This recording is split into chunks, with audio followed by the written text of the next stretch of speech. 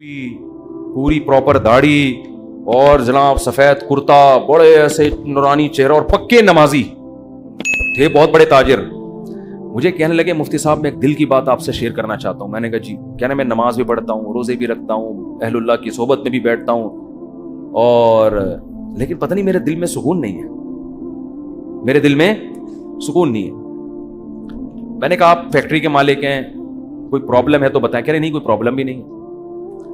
मैंने कहा आपके साथ बेसुकूनी पता है क्या है? मैं जानता हूं आपकी बेसुकूनी, आपको ये डर है कि इस फैक्ट्री का कोई नुकसान ना हो जाए। जैसी जिंदगी अभी है पता नहीं ये हमेशा वैसी रहेगी भी या नहीं रहेगी। तो नमाज तो आपने पढ़ ली, आपने ज़कातें भी दे दी, आपने रोजे भी रख लिए, लेकिन ये जो लाशूर में खौफ है ना, इस खौफ का कोई इजाला करने वाला नहीं है, क्योंकि आपको पता है ये श्योरिटी, ये गारंटी कोई भी नहीं ले सकता कि तुम्हें नुकसान कभी भी नहीं हो सकता, क्योंकि आपने अपनी जिंदगी में देखा है बड़े बड़े कारोबार चलते हुए ठप हो जाते हैं, लोग रोड पे आ जाते हैं।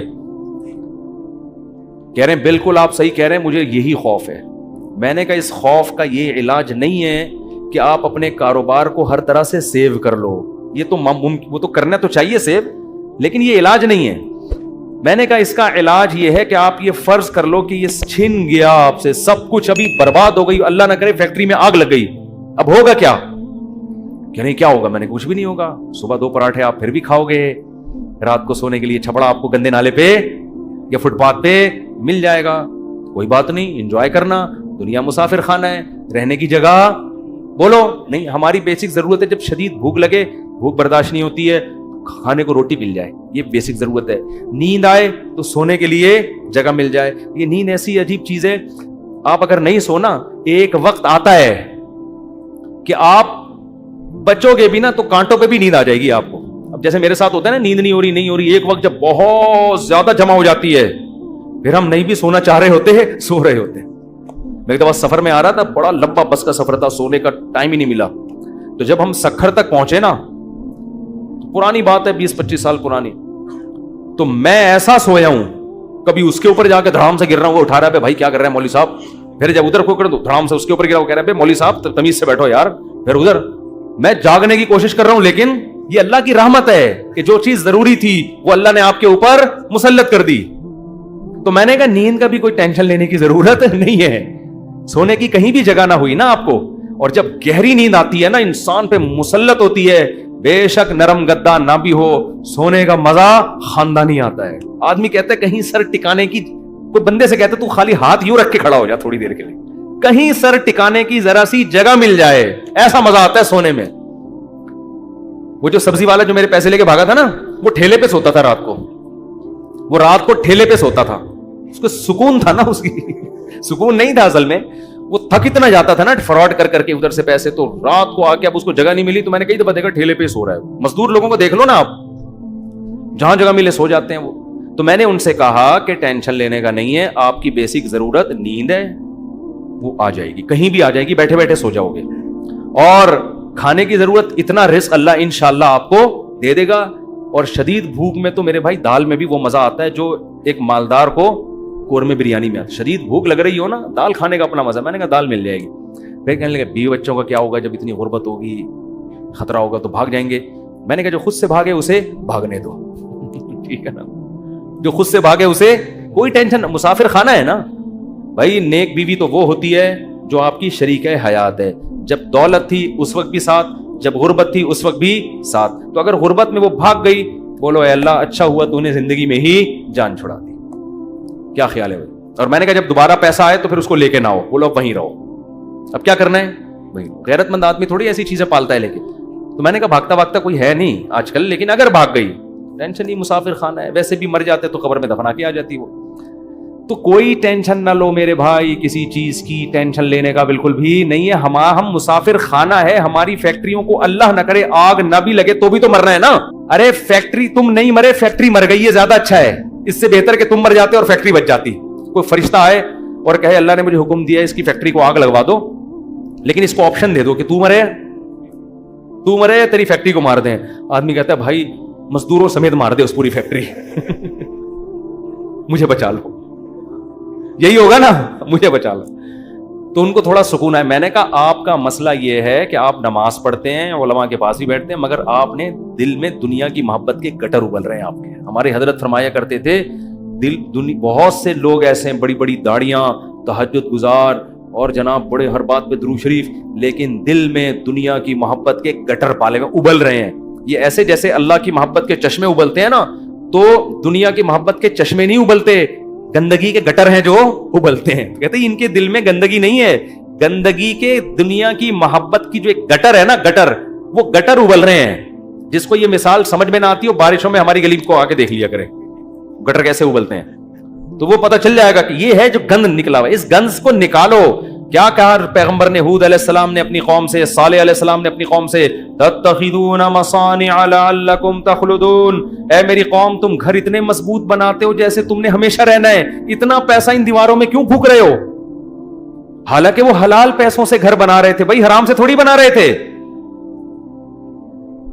حرام سے نہیں بنا رہے. پھر بھی پیغمبر اعتراض کر رہے ہیں کہ موت کو بھول گئے ہو تم, اتنا سریا بنیادوں میں ڈالا جا رہا ہے. لوگ بتا رہے تھے ہم نے یہ سریا ڈالا. میں کہتا ہوں اپنی ہڈیوں میں تو کیلشیم ہے نہیں تمہارے, پہلے اپنی ہڈیوں میں سریا ڈالو بھائی. ہڈیاں بوسیدہ ہو رہی ہیں, کھوکھلی ہو رہی ہیں, اور مکان کی مضبوطی پہ انسان فخر کر رہا ہے, تو نکالو اس گٹر کو, ایسے جھٹک دو. ہمارے حضرت ایک ذکر بتایا کرتے تھے کہ رات کو نا تنہائی میں بیٹھ کے یہ ذکر کیا کریں. یہ ذکر حدیث سے ثابت نہیں ہے, صرف ٹریننگ کے لیے ہے, ٹریننگ کے لیے, اپنی اصلاح کے لیے, اس لیے اس کو سننا سمجھنا جائز نہیں ہے. وہ ذکر کرواتے تھے, بہت سے اکابر کرواتے ہیں یہ کہ لا الہ الا اللہ. لا الہ میں کیا کرنا ہے؟ گردن یہاں لے کے جانی ہے. لا الہ کوئی معبود نہیں, یہ تصور کر رہے ہیں دل سے اللہ کے علاوہ سب چیزیں نکل رہی ہیں, نکال کے باہر پھینک رہا ہوں. اس تصور کا نا بڑا اثر پڑتا ہے دل کے اوپر. لا الہ سب نکال کے, بحریہ ٹاؤن نکالو سب سے پہلے اس میں سے. ہاں بحریہ, آپ کو نہیں پتا بحریہ ٹاؤن کا, آپ باہر سے آئے نا. ہمارے ہاں وہ کامیاب ہے جو بحریہ ٹاؤن ہے, اور وہ ناکام ہے جو بحریہ ٹاؤن نہیں ہے. تو ہمارے ہاں جنت الفردوس میں ریاض ملک ہے جس کا بحریہ ٹاؤن ہے. یہ جنت جو دنیا میں باتیں کرتے ہیں لوگ, اب اس کو نہیں مانتے, کہتے ہیں بھائی تیرے پلاٹ کتنے ہیں. تو لا الہ کا مطلب نکالو دل سے, کوئی نہیں ہے. جو گند بھرا ہوا ہے نا, دکان, پلاٹ, جائیدادیں, جاگیریں, جدھر دل اٹکا ہوا ہے, میرا بزنس, میرا کاروبار, میرا پلاٹ, میرا یہ سب میرا میرا کر کے, جو میری گاڑی, یہ سب فضول چیزوں کو لا الہ میں تصور کر کے نکلو. حالانکہ اس وقت ہمارے پاس دھیلا بھی نہیں تھا, ہم تو خود طالب علم تھے, لیکن کہتے تھے نکالو دل سے. رات کو 100 دفعہ نا یہ ذکر کرواتے تھے, لا الہ, سب نکال دیا, الا اللہ. پھر الا اللہ میں چوٹ مارتے تھے دل پہ. الا اللہ صرف کون ہے؟ اللہ ہے. تو الا کل ما خلا اللہ باطل, حدیث میں آتے ہیں اللہ کے علاوہ سب باطل ہے. اس کا ہم آج کی زبان میں ترجمہ کریں گے, اللہ کے علاوہ سب بکواس ہے. سب کیا ہے؟ بکواس. اگر سب بکواس نہ ہوتا تو موسیٰ کلیم اللہ کو اللہ دنیا دیتا نا, اور فرعون کو غریب رکھتا کہ موسیٰ تو میرے ہیں تو ان کو دنیا بہت دوں گا, اور فرعون میرا دشمن ہے, اس کو کھانے پینے کے لیے روٹی, اس کی فیکٹریوں میں آگ لگاؤں گا. کیا کراؤں گا؟ فیکٹریاں تو فرعون کی چل رہی تھیں, اس کے محلات کے نیچے نہریں بہ رہی تھیں, اور موسیٰ کلیم اللہ کو فرعون غربت کے تانے دیتا تھا. ان کے پاس تو کچھ بھی نہیں ہے, شادی کرنے کے لیے تو 10 سال بکریاں چرائی ہیں انہوں نے. آپ شادی کرتے ہیں نا, اصل میں کیسے بھائی اتنے اچھے خاندان میں شادی ہوئی, آپ بتاتے ہیں یار ایکچولی میرا بزنس, اور وہ انہوں نے ایسا میرا اسٹیٹس دیکھا کہ خود ہی دے دی انہوں نے. اور غریب آدمی, ابے تجھے کیسے مل گئی؟ تو کیا کہہ رہا تھا یار, کسی کا رکشہ ادھار لے کے گیا تھا میں بتانے کے لیے. وہ بیچارہ فخر کر سکتا ہے؟ تو فرعون یہ تانے دیتا موسیٰ علیہ السلام کو کہ ام انا خیر من ھذا الذی ھوا مہین, میرے پاس دولت یہ غریب. تو اس سے پتہ چلتا ہے اللہ کے علاوہ اس دنیا میں سب کچھ کیا ہے؟ بکواس. ہمارے نبی کچرے کے ڈھیر پہ صحابہ کے ساتھ گئے, ایک مری ہوئی بکری کا بچہ,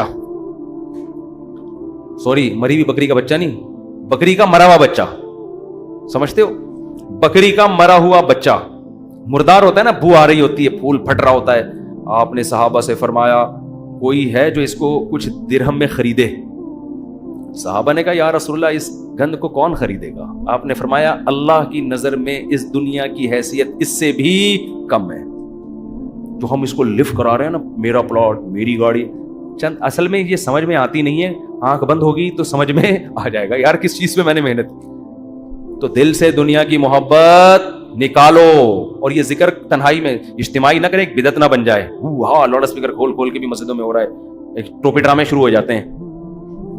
ہر چیز کو نا لوگ انٹرٹینمنٹ کا ذریعہ بنا لیتے ہیں. اب یہ ذکر میں نے بتا دیا تو اب پتہ چلا مسجدوں میں پروگرام چلے, آئیے ہمارے یہاں 3:05 پہ ذکر ہوگا, پھر ہاں ہو رونا دھونا کرنا کرانا کچھ بھی نہیں ہوتا. تو تنہائی میں بیٹھ کے اگر 100 دفعہ ایسے کر لیں, لا الہ, ہلکی آواز کے ساتھ, لا الہ الا اللہ, لا الہ الا اللہ, لا الہ الا اللہ, آپ کئی دن تک کنٹینیو کریں گے, آپ کے دل کی کیفیت بدلنا شروع. پھر آپ کو لگے گا یار لا الہ کوئی نہیں ہے, سب بکواس ہے.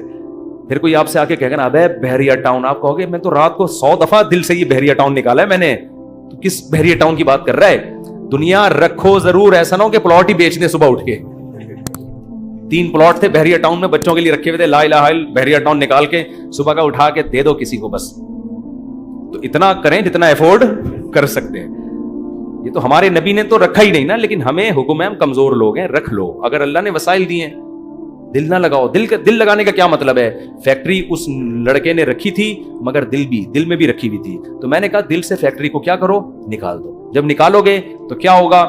دل میں محبت ہے یا نہیں ہے, اس کی علامت ہے چھوٹ جانے پہ نقصان کتنا ہوتا ہے. دیکھو بہت سے لوگ اپنی بیوی سے کہتے ہیں میں تم سے بہت محبت کرتا ہوں, پتہ چلے گا مرنے پہ نقصان کتنا ہوتا, افسوس کتنا ہو رہا ہے. آپ رہتے تو سبھی میاں بیوی اکٹھے ہی ہیں نا, کیا خیال ہے صبح وہ ناشتہ بنا کے دے گی, آپ کھا لو گے, آپ کے بچوں کو سب محبت سے ہنسی خوشی زندگی گزر رہی ہے. اس سے تھوڑی پتہ چلتا ہے کہ آپ کو اس سے محبت بھی ہے یا نہیں ہے.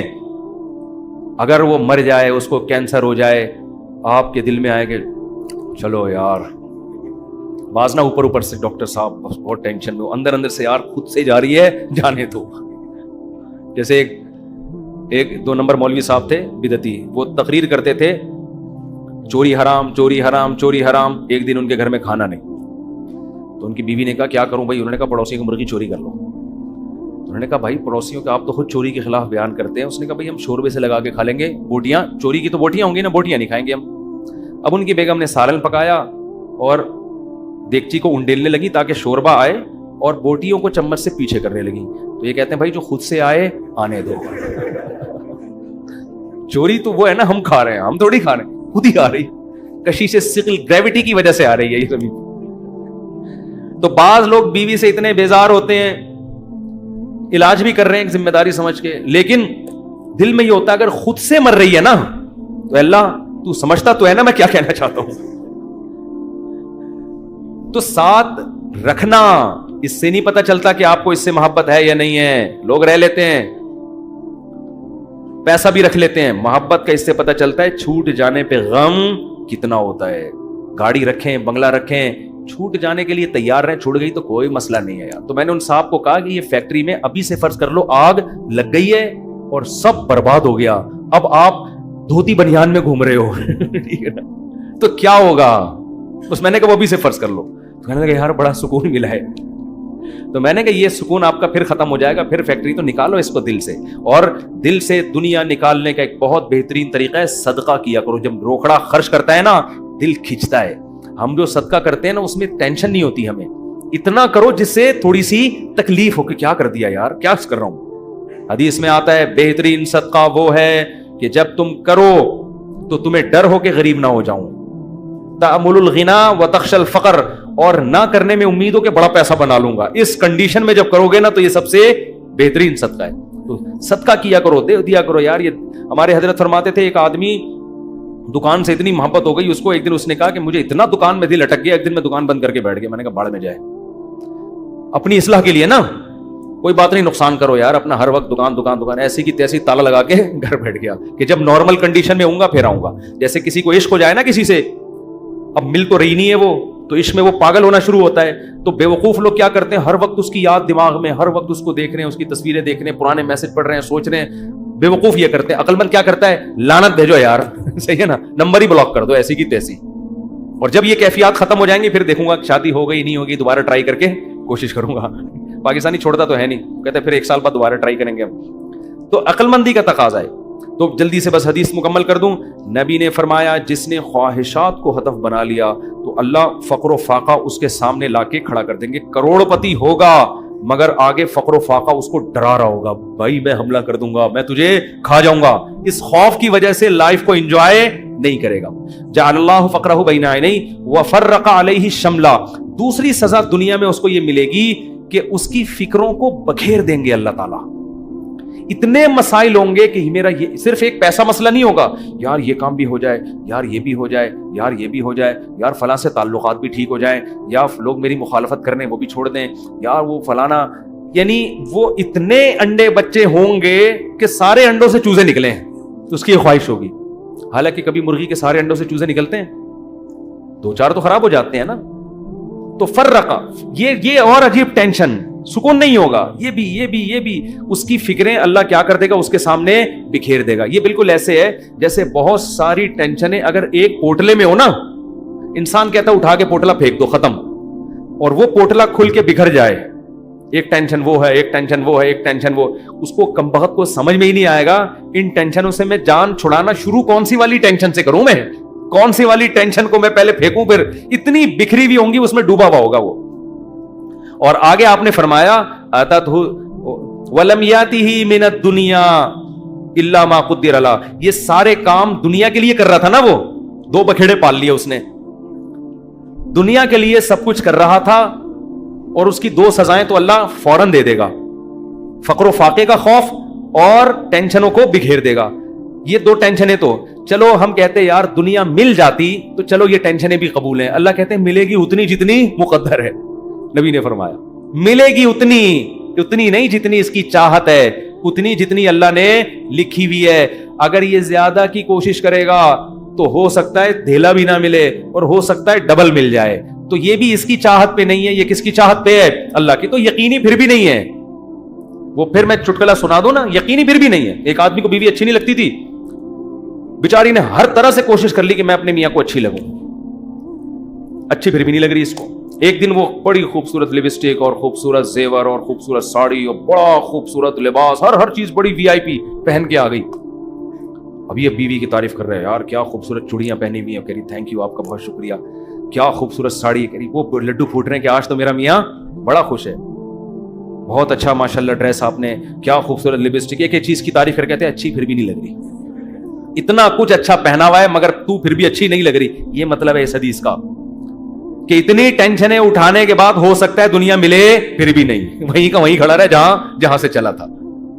اور اس کے مقابلے میں آپ نے فرمایا من کانت الآخرۃ ہمہ، جس نے اس دنیا کو پسے پش ڈال کے کہا میرا ہدف آخرت ہے. یہ دنیا اصل ہدف ہے ہی نہیں. ملے ٹھیک ہے، نہیں ملے ایسی کی تیسی. یہ ایسی کی تیسی یاد رکھ لیں. ملے ٹھیک ہے، بحریہ ٹاؤن میں پلاٹ مل گیا ٹھیک ہے، نہیں تو گندے نالے پہ لے لیں گے. مل گیا ٹھیک ہے، نہیں تو ریڈی لگا لیں گے. مل گیا ٹھیک ہے، نہیں تو ویسے ہی بیٹھ جائیں گے. ٹھیک ہے نا. یہ جس کا یہ خوف، اور اصل کیا ہے؟ آخرت. مجھ سے گناہ نہ ہو جائے کوئی، اگر ہو جائے تو جلدی سے توبہ کر کے اللہ کو مناؤں.